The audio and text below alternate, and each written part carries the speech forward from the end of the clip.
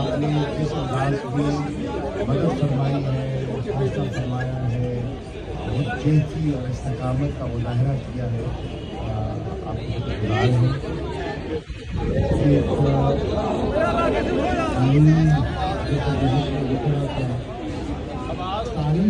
शुक्रगुजार हैं। आपका सलाम के लिए रुकिया, आपका शुक्रिया। आपकी रहनुमाई भी फरमाई और मदद भी फरमाई है। आपका शुक्रिया आपका सर।